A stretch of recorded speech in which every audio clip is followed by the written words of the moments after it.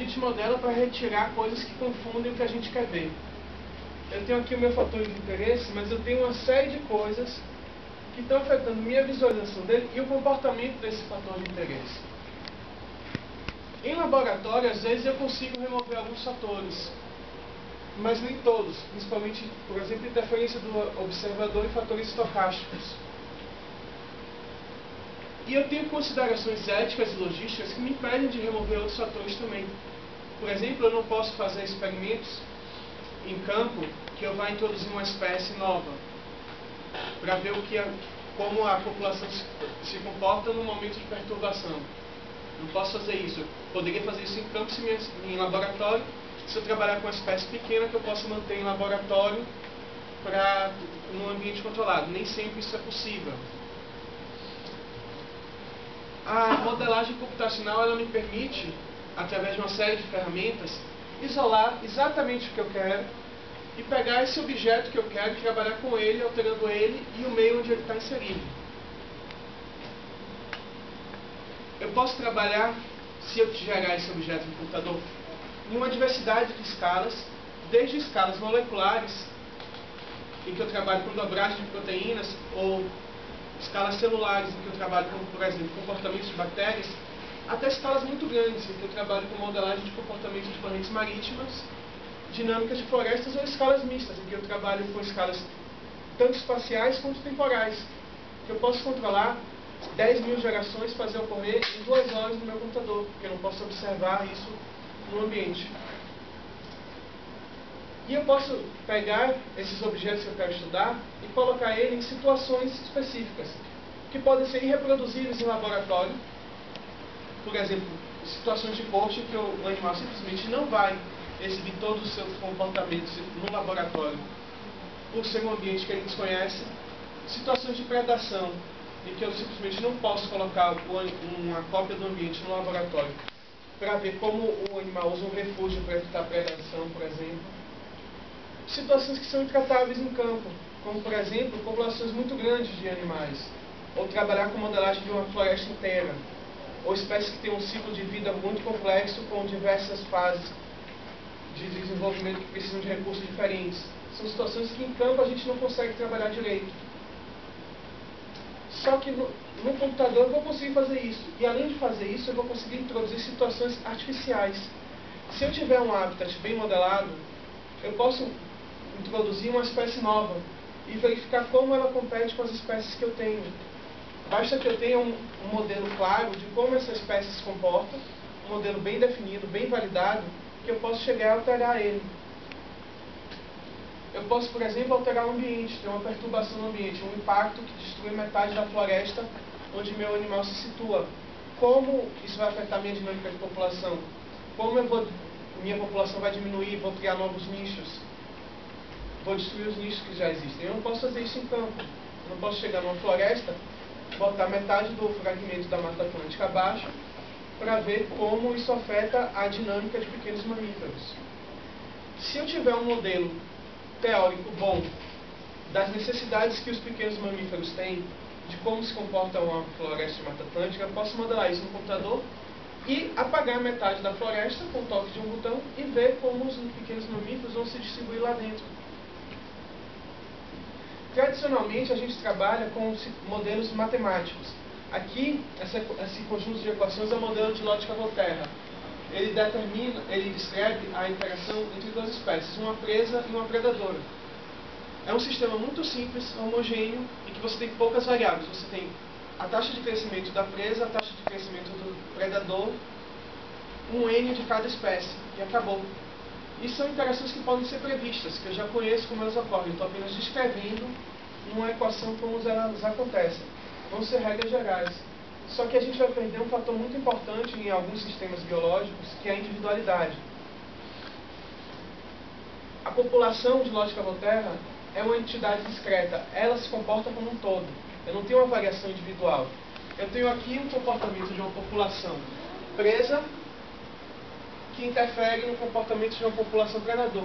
Mas eu não tenho diferentes predadores. Quem já trabalhou em campo e laboratório sabe que os animais apresentam diferenças. Um animal vai ser maior do que o outro, vai ter uma eficiência maior de captura. se eu tiver tido um ataque de patógenos, por exemplo, minhas presas vão ficar mais vulneráveis ou o predador vai ser menos eficiente. Isso não está previsto no modelo. E se eu quiser modificar esse modelo, eu vou ter que reconstruir ele do zero. Se eu quiser inserir aqui, por exemplo, grama, assumindo que seja um predador, uma presa herbívora, se eu quiser colocar um recurso para grama, um recurso para predador para grama, onde eu coloco isso? O modelo matemático, além de ele ser difícil de você gerar, você precisa já saber para onde você está indo.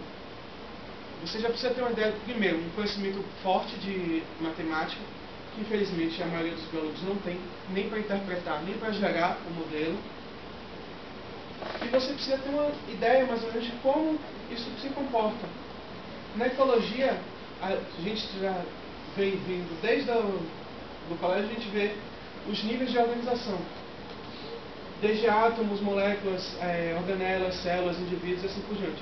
A ecologia a gente trabalha a partir do indivíduo, formando populações, comunidades, ecossistemas e biomas.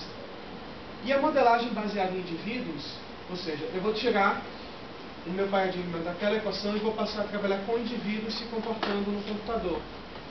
Eu tenho uma série de ferramentas que me permitem fazer isso, que não vale a pena entrar nelas agora, muita técnica mesmo, mas que me permitem, ao invés de trabalhar com a entidade abstrata população, eu trabalho com indivíduos.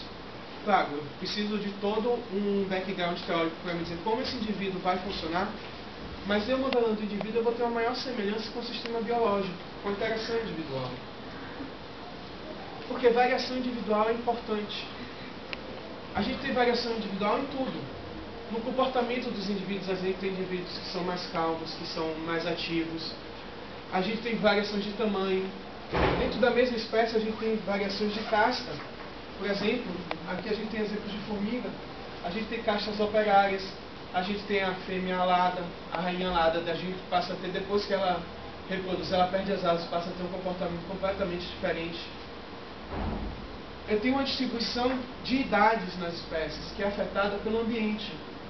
Se eu tiver um maior número de predação dos estágios jovens, eu vou ter uma distribuição da pirâmide etária diferente. Isso vai afetar o comportamento da minha população, isso vai afetar a reprodução futura da minha população também. O sexo também afeta os indivíduos. Aqui, por exemplo, a gente tem um peixe abissal, e isso aqui é a fêmea, isso aqui é o macho. O macho, depois que ele encontra a fêmea, ele se prende à fêmea, degenera, a maioria dos seus órgãos internos se tornam um apêndice da fêmea, servindo apenas para fornecer espermatozoides. Isso afeta completamente a dinâmica dessa população. Como é que eu vou entrar com isso naquele modelo de lógica voltaica? Eu não posso. Eu preciso de um modelo que preveja esse tipo de interação e que me permita alterar esse tipo de interação conforme que eu quero estudar. E a modelagem baseada em indivíduos me dá isso. Eu vou ter indivíduos com características e com comportamentos. Eu tenho, por exemplo, aqui um modelo de uma floresta. Eu vou ter uma série de padrões observados, por exemplo, um mosaico de distribuição espacial das plantas. Eu vou ter os estratos verticais, ou seja, os estratos em que as árvores alcançam na floresta. Eu vou ter espécies diferentes distribuídas ao longo dessa floresta. Que eu posso pegar tudo isso, vai me dar a dinâmica da floresta. Eu posso sim reduzir isso aqui a uma equação matemática, mas eu vou perder muita informação. E vou perder informações importantes do ciclo de vida de cada espécie, por exemplo, que vão alterar a dinâmica final da floresta.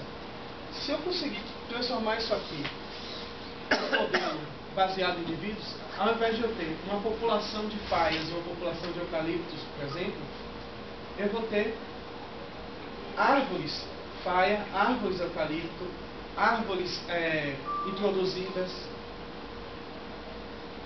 E eu tenho também uma possibilidade de variação maior. Ao invés de eu ter classes de tamanho de árvores, eu posso ter cada árvore com um tamanho individual. Ou seja, eu vou ter uma descrição muito maior. Claro, eu vou perder generalidade. O meu modelo vai se tornar cada vez mais específico. Só que esses modelos, essas características, elas podem ser alteradas de acordo com o que eu quero modelar. A vantagem de você ter um modelo baseado em indivíduos é essa: as características elas não são físicas. Se eu souber quais são as características importantes para uma árvore, por exemplo, o solo, tipo de nutriente que ele tem, a pluviosidade do local, o quanto aquela árvore cresce, a rigidez do tronco, se ela tem predadores, se ela sofre parasitismo. Eu posso alterar esses fatores para descrever cada uma das minhas espécies e alterar os tipos de espécies para modelar florestas diferentes utilizando o mesmo modelo. Eu tenho uma grande individualidade porque eu tenho uma grande customização, digamos assim. Eu tenho uma grande capacidade de modelar o que eu quiser, desde que eu saiba quais são os fatores importantes e alterar esses modelos para situações diferentes.